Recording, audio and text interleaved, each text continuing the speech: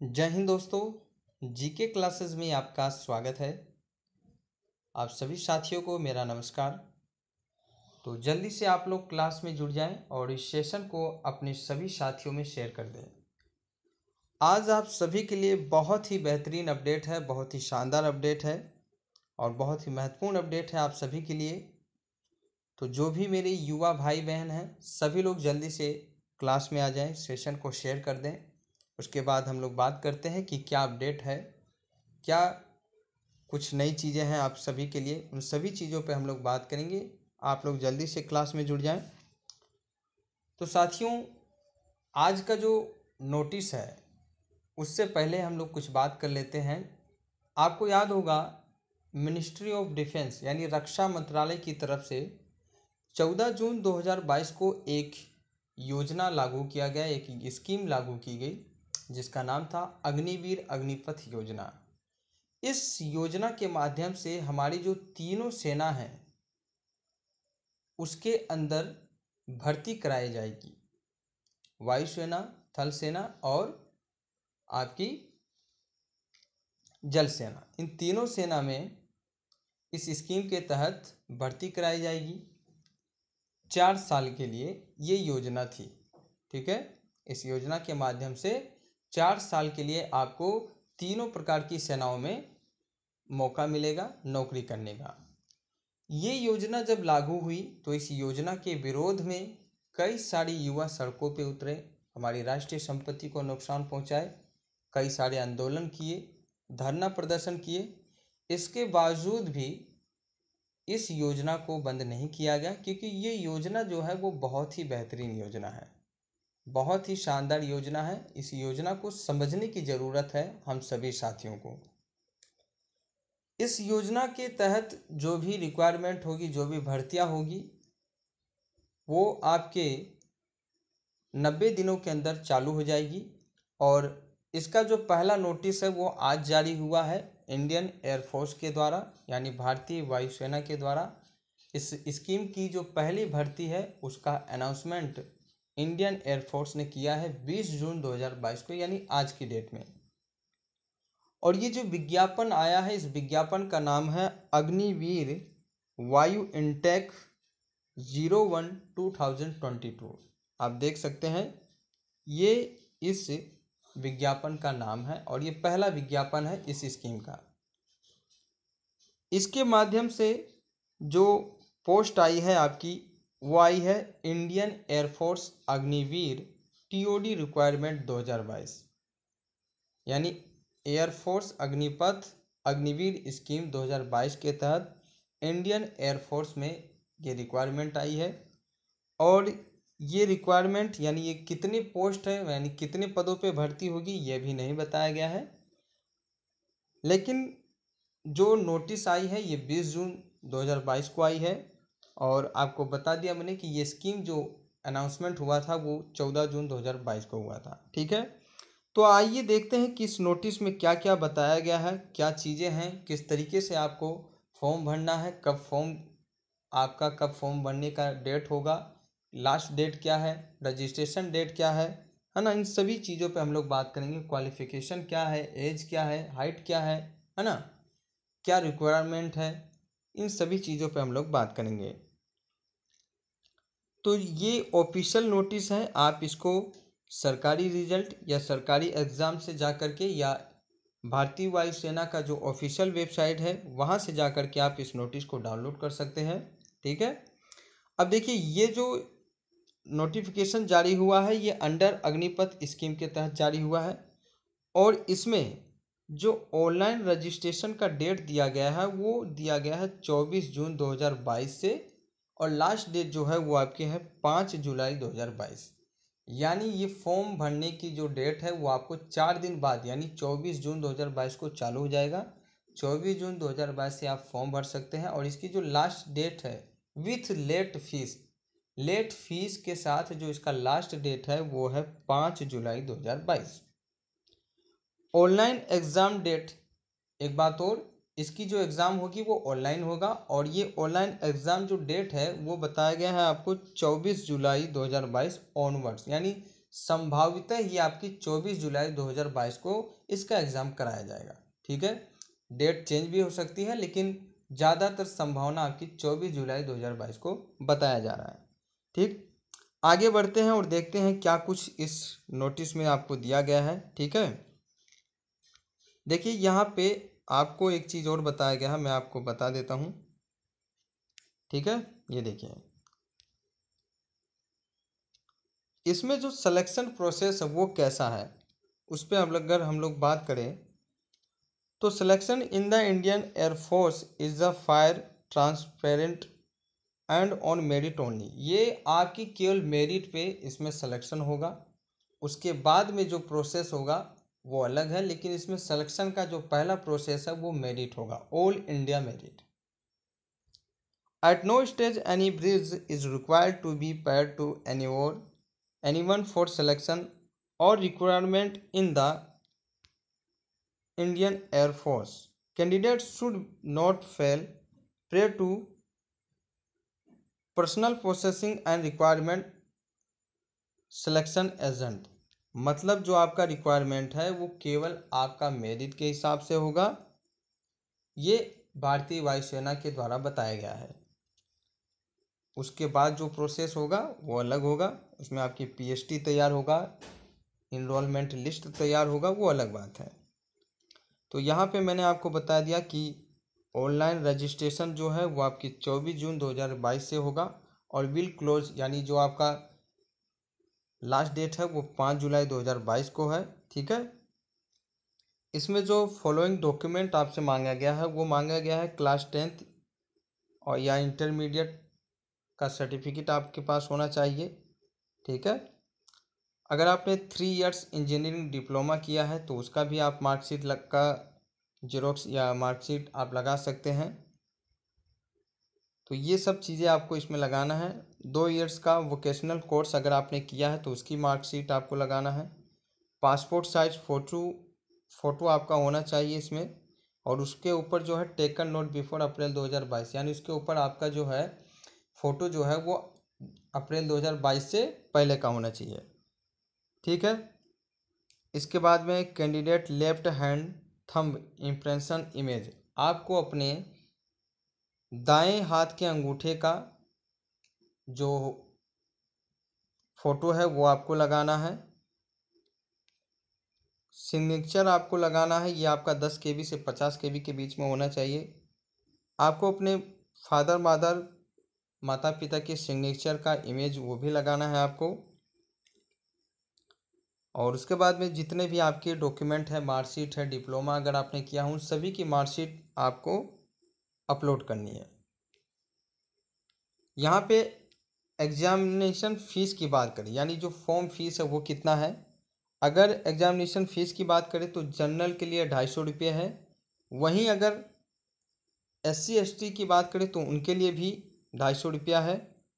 Candidate must have age valid email ID and mobile number successful online registration. आपको correct email ID और correct mobile number डालना है अगर आपको registration करना है। आधार नंबर आपको फिल करना है इसके अंदर।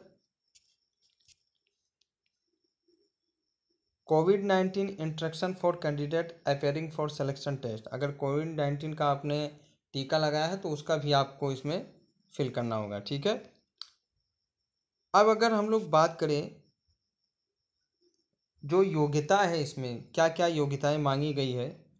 ठीक है, तो सबसे पहले बात करते हैं डेट ऑफ बर्थ की। डेट ऑफ बर्थ यानी एज क्या है, तो एज इसमें आपके 17.5 से 23 साल के जिसका भी एज है वो ये फॉर्म भर सकता है। यानी अगर आप 29 दिसंबर 1999 से 29 जून 2005 के बीच में आपका डेट ऑफ बर्थ है तो आप ये फॉर्म को भर सकते हैं। ठीक है, इसमें आपका जो देखिए, in case a candidate clear all the stage of the selection procedure then the upper age limit age on date of enrolment is 23 years. इसमें जो एज में छूट दी गई है वो 23 साल तक दी गई है। ठीक है, आगे बात करें एजुकेशनल क्वालिफिकेशन की, क्या क्या क्वालिफिकेशन आपसे मांगा जाएगा। तो अगर आप साइंस सब्जेक्ट से हैं तो candidate should have passed intermediate 10th-12th equivalent examination with mathematics, math, physics, English from an education board listed as CBSE member with minimum 5% marks in aggregate and 5% marks in English। अगर आपने intermediate यानी अगर आप high school और inter pass हैं math physics English से, तो आप ये फॉर्म भर सकते हैं और उसमें आपको कम से कम 50% मार्क्स होने चाहिए। आपको इंग्लिश में भी 50% मार्क्स आपके होने चाहिए। इसके अलावा जो क्वालिफिकेशन मांगी गई है वो है 3 years diploma course in engineering. Engineering में आपके जैसे मैकेनिकल हो गया, इलेक्ट्रिकल हो गया, इलेक्ट्रॉनिक्स हो गया, ऑटोमोबाइल, कंप्यूटर साइंस हो गया, इंस्ट्रूमेंटेशन हो गया, टेक्नोलॉजी हो गया, इंफॉर्मेशन टेक्नोलॉजी हो गया। ये अगर आप किसी भी गवर्नमेंट कॉलेज से अगर आपने डिप्लोमा किया है तो आप इस फॉर्म को भर सकते हैं और आपके 50% मार्क्स होने चाहिए। ठीक। इसके अलावा अगर आपने 2 इयर्स का वोकेशनल कोर्स किया है या नॉन वोकेशनल सब्जेक्ट जैसे physics math from state board से किया है अगर आपने और उसमें अगर आपके 50% मार्क्स हैं तो आप इस फॉर्म को भर सकते हैं। ये साइंस सब्जेक्ट वालों के लिए है। अदर देन साइंस सब्जेक्ट जो है उसमें भी आपके अगर आपने इंटरमीडिएट 12th पास किया है equivalent examination in any subject, आपने कोई अन्य विषय से अगर आपने हाई स्कूल पास किया है तो उसमें भी आपके कम से कम 50% मार्क्स होने चाहिए और ख़ासकर इंग्लिश में आपके 50% मार्क्स होने चाहिए। आई बात समझ में। तो ये क्वालिफिकेशन मांगा गया है। इसके बाद में बताया गया है कि candidate eligible for science subject examination on the basic of intermediate 10th-12th are also eligible for other than science subject, एक second, science subject examination and would be given option appearing in both science and other than science subject examination in one sitting will filling up the online registration form। इन दोनों में से अगर आपने कुछ भी किया है या अगर आप साइंस से हैं या अदर देन साइंस से हैं तो भी आप ये फॉर्म भर सकते हैं। अगर आपने दोनों किया है तब भी आप फॉर्म भर सकते हैं। इसके बाद में अगर हम लोग मेडिकल योग्यता की बात करें या मेडिकल स्टैंडर्ड्स की बात करें कि क्या क्या मेडिकल में आपको रिक्वायरमेंट बताया गया है। General medical standard for Agniveer वायु आर एस फॉलो, जो भारतीय वायुसेना के द्वारा निर्धारित किया गया है। शारीरिक मानदंड जो है इसमें सबसे पहले बात करें हम लोग हाइट की, तो साथियों अगर मैं हाइट की बात करूं तो इसमें हाइट जो आपको बताया गया है, हाइट आपकी मिनिमम यानी आपकी जो हाइट है वो मिनिमम कम से कम 152.5 सेंटीमीटर होना चाहिए। चेस्ट की बात करें तो फुलाने पर आपका जो चेस्ट है वो 5 सेंटीमीटर फूलना चाहिए। ये रिक्वायरमेंट, ये मापदंड दिया गया है।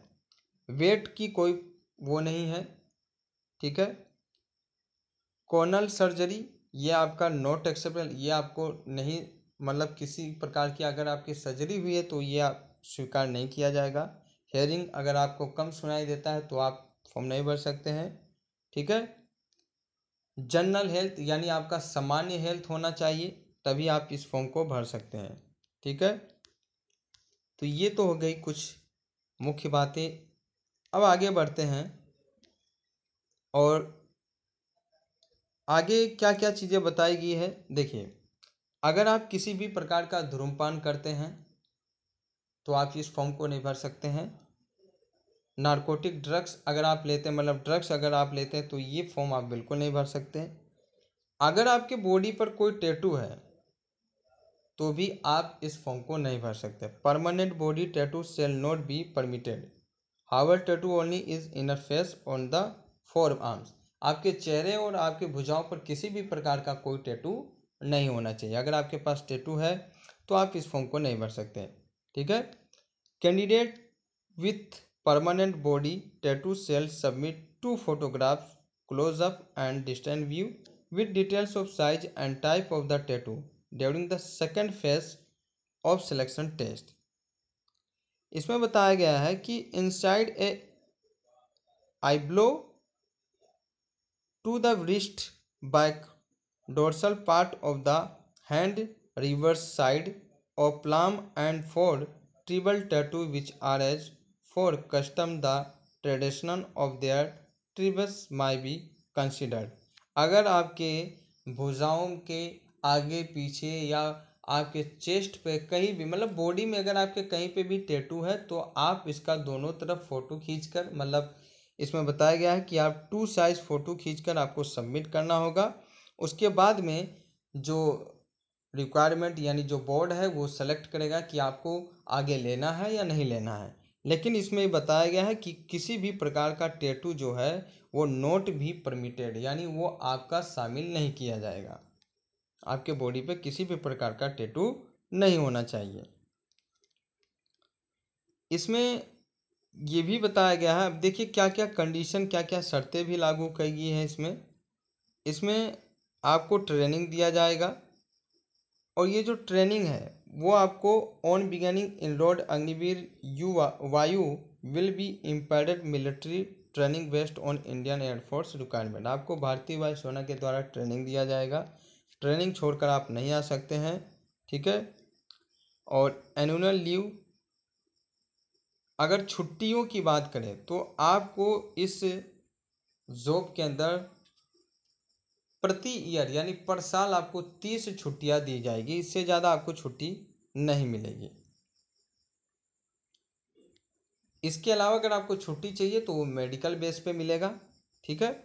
मेडिकल एंड सीडीएसई फैकल्टी, इसमें आपको कई सारी फैकल्टी भी दिया गया है। For the duration of their engagement period in Indian Air Force Agniveer Vayu will be intelligent for medical faculty at service hospital as well as CSD provision. आपको इसमें मेडिकल सेवाएं भी दिया जाएगा। इसके अलावा इसमें आपको सबसे बड़ी बात जो है वो मैं आपको बता देता हूँ, इसमें आपको टर्मिनल बेनिफिट मिलेगा। सेवानिधि पैकेज इस भर्ती के अंदर आपको मिलेगा। Agniveer Vayu will be given one time Sevanidhi package comprising their monthly contribution along with matching contribution by the government of completion of their engagement period as indicated below। इस भर्ती के अंदर जो सबसे बड़ी बात है साथियों ये है कि आपको इस भर्ती के अंदर एक सेवानिधि पैकेज भी दिया जाएगा। जब आप रिटायरमेंट होंगे, जब आपका रिटायरमेंट होगा तब ये आपको पैकेज मिलेगा। अब यहाँ पे बात ये आती है कि ये सेवानिधि किस प्रकार मिलेगा और बात ये भी आती है कि आपको किस प्रकार की सैलरी यहाँ पे मिलेगी। सैलरी जो होगी, वेतन, सबसे मेन जरूरी बात यही है और यही चीज़ लेकर युवाओं ने प्रदर्शन किया था। सैलरी को लेकर ही मेन चीज़ इसमें वेतन ही था, तभी आप लोग सड़कों पे उतरे थे। तो वेतन से संबंधित भी बातें मैं आपको बता देता हूँ। देखिए, अगर आपकी जॉब लग जाती है और आप ज्वाइनिंग करते हैं तो फर्स्ट ईयर यानी जो पहला साल होगा उसमें आपको 30,000 रुपये मंथली दिया जाएगा, ठीक है, इन हैंड, ठीक। और इस 30,000 का जो 70% होगा वो आपको हाथ में यानी आपके पास मिल जाएगा, यानी 21,000 रुपये आपको महीना मिलेगा और इसमें से 9,000 रुपये आपके जो हैं वो जमा कर लिए जाएंगे। सेकंड साल आपको 33,000 रुपये मंथली मिलेगा, जिसमें से 23,100 रुपये आपको मिलेंगे और इसमें से 9,900 रुपये आपका जो है जमा कर लिया जाएगा। जब आप रिटायरमेंट होंगे तब आपको मिलेगा। जब आप तीसरा साल हो जाएगा आपका जॉब करते हुए तब आपको 36,500 रुपये मंथली मिलेगा। ये मंथली पैकेज रहेगा, जिसमें से आपको 25,550 रुपये आपके हाथ में मतलब आपको अकाउंट में दिया जाएगा और इसमें से 10,950 रुपये गवर्नमेंट अपने बोर्ड अपने पास रख लेगी। जब आप रिटायरमेंट होंगे तब आपको ये मिलेगा। यह आपका फंड होगा। ठीक, ये जो मैं बता रहा हूँ ये अप्रोक्सीमेटली यानी संभावित है, ये आपका मतलब यही आपका जो सैलरी होगा वो कुछ इस प्रकार से होगा। उसके बाद में जब आप चौथे साल में आएंगे, जब आपको 4 साल हो जाएगा जॉब करते समय, तो उस समय आपका जो मंथली इनकम होगा वो 40,000 रुपये होगा, जिसमें से 28,000 रुपये आपको हैंडओवर कर दिए जाएंगे और इसमें से 12,000 रुपये सरकार अपने पास रखेगी। जब आपका रिटायरमेंट होगा तब आपको ये पैसे मिलेंगे। अब देखिए, total contribution in Agniveer crops fund after 4 years. अगर हम लोग बात करें जो आपके पैसे कटे हैं उनको लेकर और जो आपको पैसे दिए जाएंगे, सभी को मिलाकर अगर हम लोग बात करें तो आपका 4 साल बाद जो आपका फुल अमाउंट होगा यानी जो पूरा पैसा होगा वो आपका होगा 5,00,000 रुपये। 5,00,000 रुपये आप 4 साल बाद आपको मिलेंगे।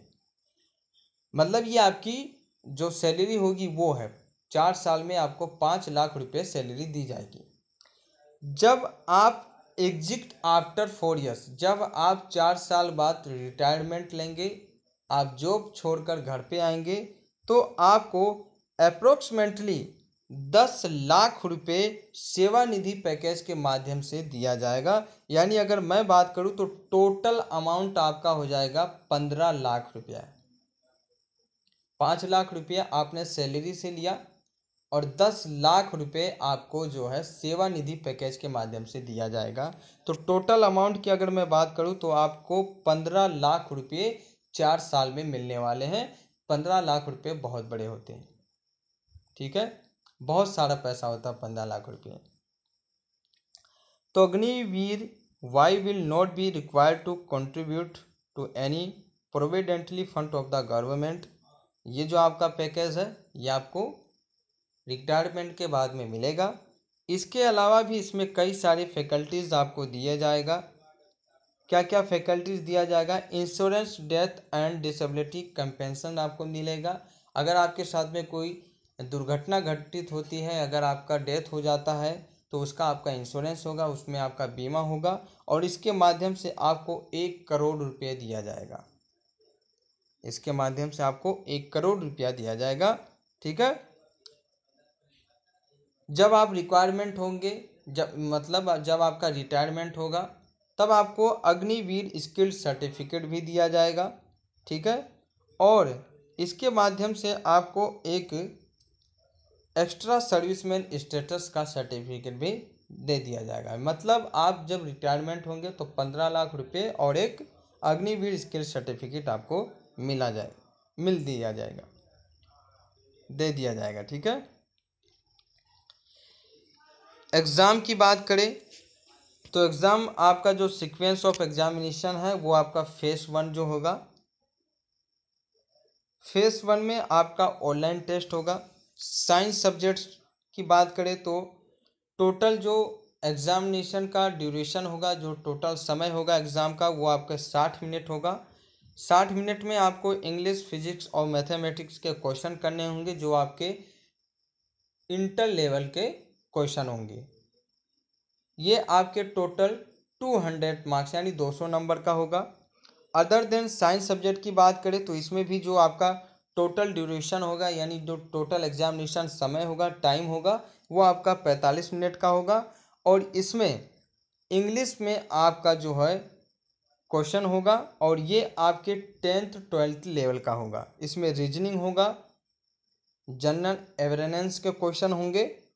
साइंस सब्जेक्ट और अदर देन साइंस सब्जेक्ट अगर आप दोनों से हैं तो आपका जो टोटल एग्जामिनेशन होगा, वो जो ड्यूरेशन होगा, जो समय होगा, वो 85 मिनट का होगा, जिसमें से आपको इंग्लिश, फिजिक्स एंड मैथमेटिक्स, इसके साथ में आपको रीजनिंग, जनरल अवेयरनेस के क्वेश्चन आपको करने होंगे। मार्किंग की बात करें तो मार्किंग पैटर्न जो है वो ऑनलाइन टेस्ट के आधार पे है। इसमें 1 मार्क मतलब 1 नंबर प्रत्येक क्वेश्चन के होंगे और किसी भी क्वेश्चन का अगर आप नहीं करते हैं तो उसका 0 नंबर दिया जाएगा। और इसमें 0.25 यानी 0.25 नंबर आपके होंगे नेगेटिव मार्किंग का, ठीक है। ये जो प्रोसेस है वो कुछ इस प्रकार से है। इस तरीके से जो है आपका एग्ज़ाम होगा। ठीक है। उसके बाद में आपका जो फेज सेकंड एग्ज़ाम होगा, इसके अंदर आपका जो एग्ज़ाम होगा वो soon after the declaration of the result phase one. जब आपका फेज़ वन का रिजल्ट डिक्लेयर हो जाएगा तब आपकी कट ऑफ जारी होगी, ऑल इंडिया मेरिट होगी। उसमें अगर आप सिलेक्ट हो जाते हैं तो आपको फेज़ सेकंड के लिए न्यू एडमिट कार्ड मिलेगा, न्यू एडमिट कार्ड होगा, ठीक है। फिर उसमें आपका जो एग्ज़ाम होगा और फिर आपकी जो प्रोसेस है जैसा भी होता है, आपकी फिज़िकल टेस्ट होंगे, आपका फिज़िकल फिटनेस टेस्ट पीएफटी का रिजल्ट निकलेगा। फिर आपका जो भी प्रोसेस होगा शारीरिक मानदंड का वो पूरा होगा। और इसका जो फेज़ थर्ड होगा यानी जो तीसरा स्टेज होगा उसमें आपका मेडिकल एग्जामिनेशन होगा, जिसमें आपका पूरी बॉडी का चेकअप किया जाएगा। उसमें आपको दौड़ना भी पड़ेगा, हाइट भी आपकी नापी जाएगी, चेस्ट नापा जाएगा, सब कुछ चीज़ें आपका इसमें होगा, ठीक है। 3 फेज होने के बाद में उसके बाद आपका जो है प्रोविजनल सेलेक्ट लिस्ट डिक्लेयर होगा, मतलब जो सेलेक्ट लिस्ट होंगे वो आपका शॉर्ट लिस्ट होगा। उसके बाद में इनरोलमेंट लिस्ट आपका डिक्लेयर होगा। प्रोविजनल सेलेक्ट लिस्ट जो आपका डिक्लेयर होगा ये आपका होगा 1 दिसंबर 2022 को, और इनरोलमेंट लिस्ट जो आपका डिक्लेयर होगा ये होगा आपका 11 दिसंबर 2022 को, ठीक है। उसके बाद में आपकी ज्वाइनिंग करा दी जाएगी और आप 4 साल के लिए इंडियन एयरफोर्स में आप जॉब करेंगे। तो इस नोटिस से संबंधित जितनी भी जानकारी थी मैंने आपको बता दिया। अगर आपको ये वीडियो अच्छा लगा हो तो वीडियो को लाइक कर दीजिएगा, शेयर कर दीजिएगा और चैनल को सब्सक्राइब कर दीजिएगा।